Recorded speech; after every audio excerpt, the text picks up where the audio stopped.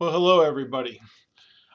In making up these videos, lectures, and sometimes feeling like all I'm doing is repeating what the book already has, I wanted to add this material on attachment here in this chapter and talk about a specific category, a specific issue that my wife works in hospital, has worked in the hospital all her life, and working as a psychologist and been around some of my colleagues that work in the hospital quite a bit.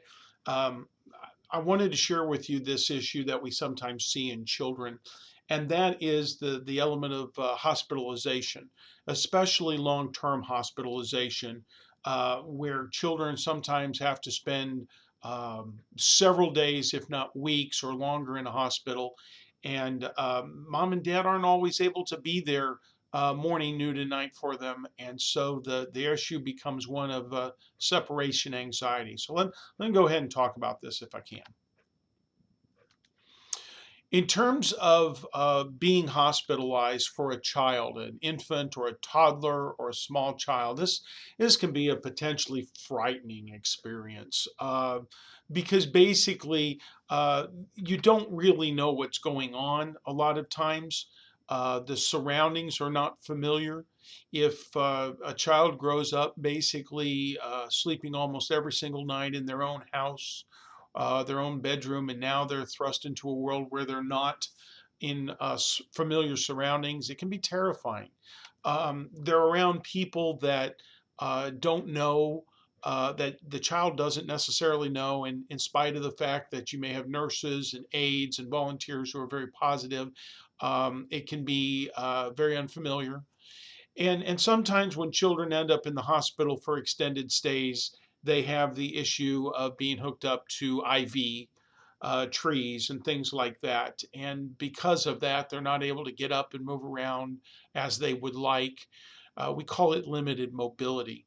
One of the things I've been told is a very common state for a lot of these kids to go through is that when mom shows up, when dad shows up, they go through a lot of just saying, I want to go home, you know, let's go home. They call it the let's go home phase in this regard. And it can be very hard,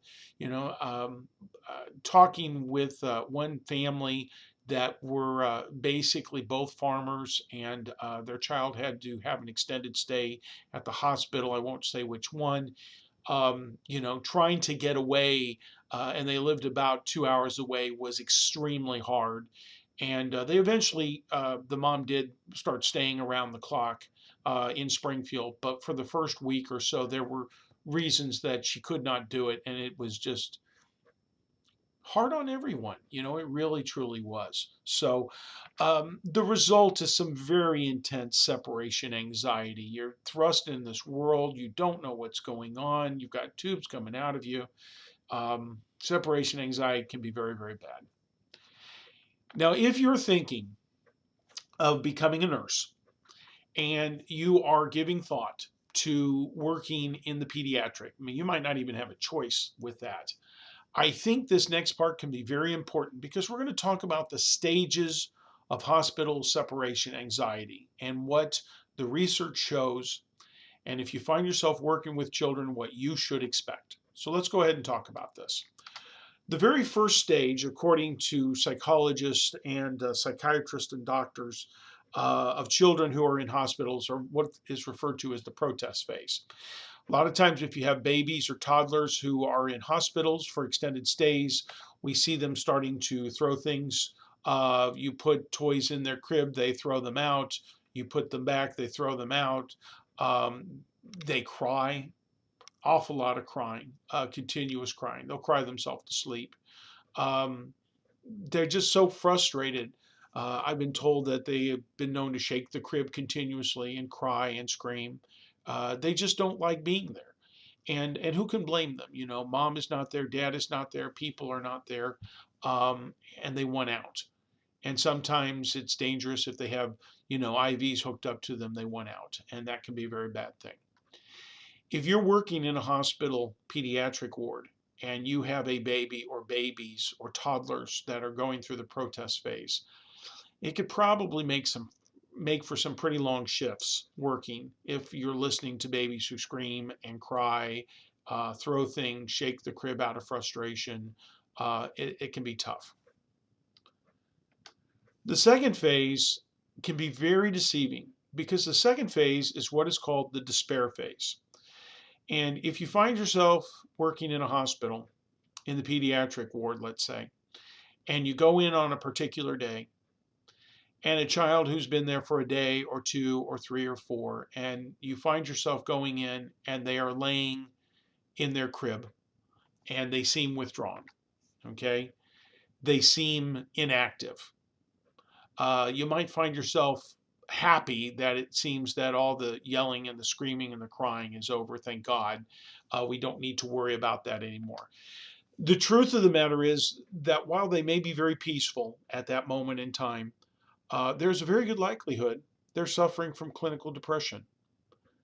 And as much as one might want to think it's nice that they're calm, in reality, it's not a good sign because something is terribly wrong. You know, they can be suffering from depression. And in that regard, it can be very, very challenging, very, very tough. Don't assume that the quiet is a good thing. The third phase that one has to be careful of is what is called detachment. And when detachments occur, what has happened is that infants and toddlers may have formed new attachments with nurses, with volunteers, with doctors, with people that are around other than mom and dad. And it's not to say that they won't change their attachments back, but I really do believe in my heart of hearts that you need to know these three stages. If you have any interest of going into medicine, going into nursing, these are some stages you might very well see. So how do we deal with this? Okay, how do we deal with hospital anxiety disorder? There's really two major ways of doing this. There are those things that the parents can do, and then there are those things that the hospital can do. Let's first start off by talking about what parents can do. If parents know that their child is going to be going into the hospital for an extended stay, these are some of the best things that you can do to help your child get ready for this. First of all, you want to make sure that you expose them to some outside environments if possible. And by this, what I mean is if a child constantly every single night of their life has slept in the same bed, in the same room, in the same house, they're used to that, and the shock of going to the hospital can be very, very overwhelming. I don't expect you or anybody to spend tons of money, but staying in a hotel, a different room, staying at a relative's house, getting used to occasionally being and staying in a room other than their home bedroom makes the adjustment to a hospital room a little more bearable because it happens on occasion. And so since they're used to that happening on occasion, things tend to work out a little bit better. One thing that a parent can take advantage of is what are called pre-visits. A lot of hospital pediatric units, if possible, will offer what is called a pre-visit. And that means if you know you've got to bring your child in, you can turn around and visit the hospital with your child in advance. You can see the different rooms, you can see the different areas, the play areas, which they do have, the setup, and so on and so forth. And sometimes seeing it in advance makes things a little bit easier for a child to handle. So a pre-visit is always a good thing. Many years ago, when my oldest son was 2 or 3, he had to go in for some minor surgery. And we actually did this pre-visit. My wife, who works at one of the hospitals, made it clear we were going, and I was fine with that. And he saw the hospital pediatric area. He loved it. He was almost looking forward to going in because they had so much more fun things than we had at home. So by all means, take advantage of those when possible. Another thing that you can do, research shows that children who go into the hospital and the days leading up to that have been positive events, okay, have something of a lingering element that helps them deal better.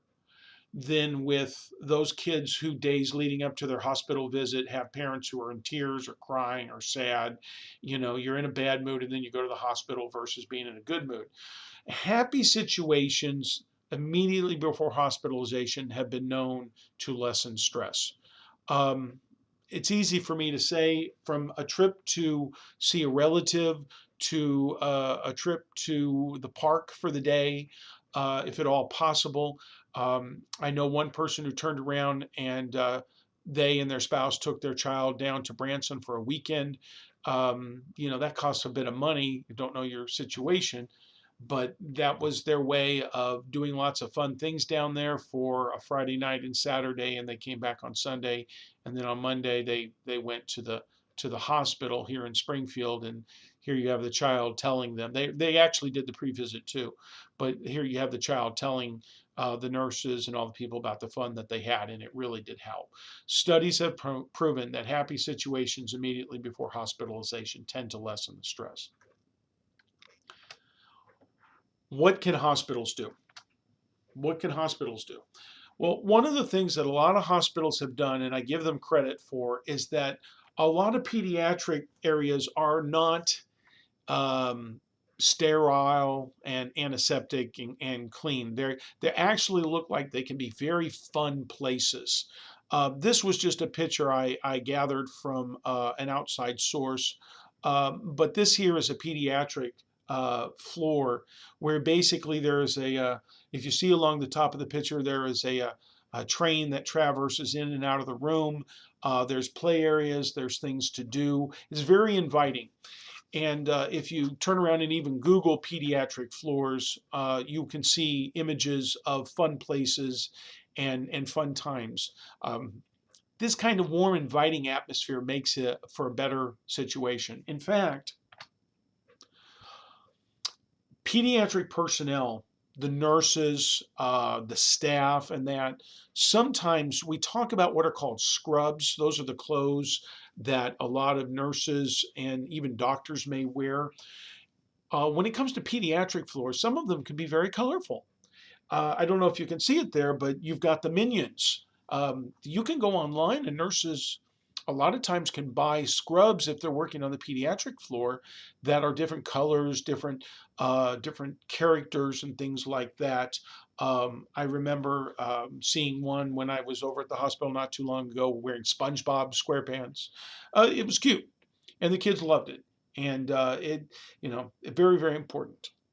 Another thing I would add, in addition to being colorful, if you work on one of those floors, is that a lot of the nurses know that no matter how crappy your day has been in your personal life, you leave it at the door when you get to the pediatric floor.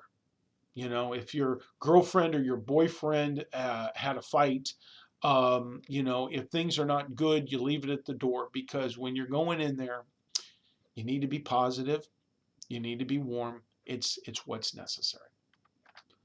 As far as other things, and one of the big things that I can't really say enough about, and that is what is called the Ronald McDonald House. All right? If you've never heard of a Ronald McDonald House, the Ronald McDonald Corporation has worked to create these housing elements, sometimes adjacent to hospitals, like they are at Cox, or within the hospital, like they are at Mercy, that is low income or no cost, low cost, no cost housing for parents who have children that are going through an extended stay. I'm going to post a URL link so you can see the Ronald McDonald houses here in Springfield at both hospitals. They're not hotels. I mean, you sometimes have to share the kitchen quarters with other families. Wait your turn to use what I would say the clothes washer and dryer and stuff, and you're asked to help out by picking up. But basically, it's a wonderful situation. I don't know how else to put it. So these are some of the different ways that people can turn around and work to better their situation with children going through separation anxiety. It helps out the children. Hospitals do, helps out the children, what we can do. So a little bit extra, definitely worth noting. I hope that helps. Take care.